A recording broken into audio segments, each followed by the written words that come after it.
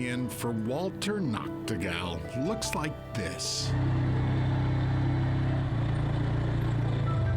A lonely trail leads to the sweetest of spring camps.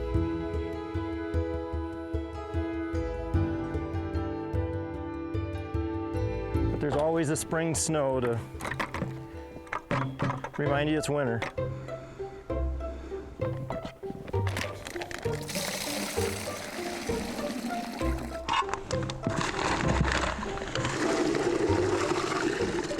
Nature's little gift.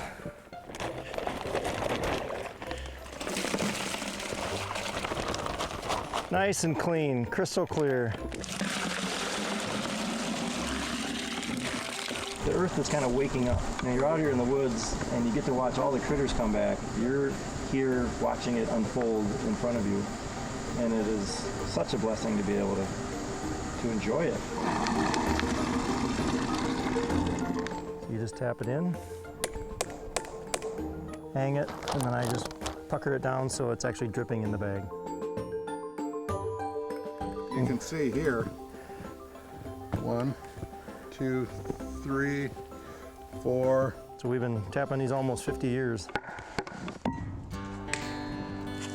An act started alongside his dad, right here, way back when.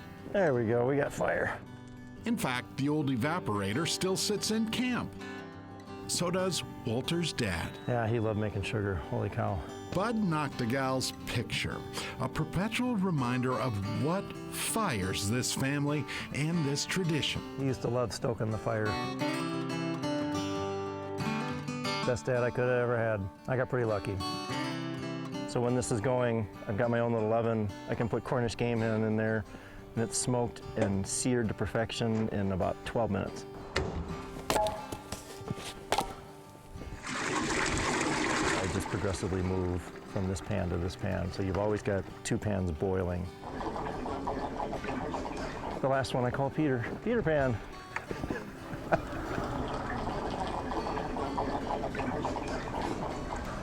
It's usually a smoky boil, and that's really what the flavor is sometimes the best. It's really clear syrup, but it's got that smokiness. Same story with the snacks. How's that for dinner? I don't know if I can do any better than that. Life right now is pretty good out here.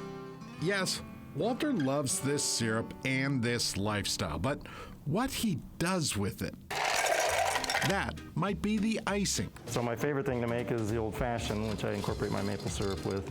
It's not just for breakfast anymore. This is where I craft my career and my cocktails. See, Walter mixes up drinks professionally.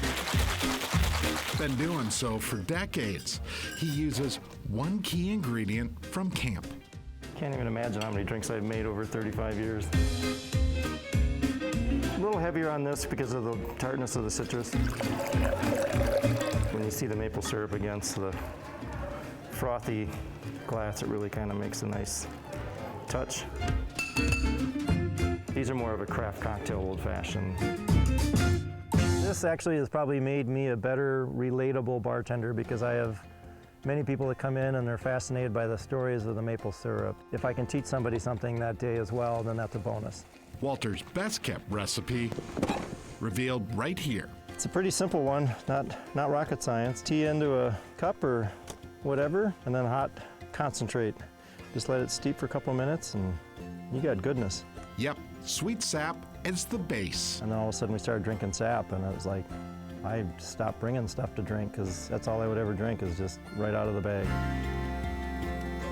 Lessons on mixing it up in life. Walter's story started long ago with a single drip. And you can see that proof hanging from a tree in a bag and the sweetness within. It's pretty awesome to be a part of that. These are days you kind of live for. This makes all the hard work worth it. Definitely a gift.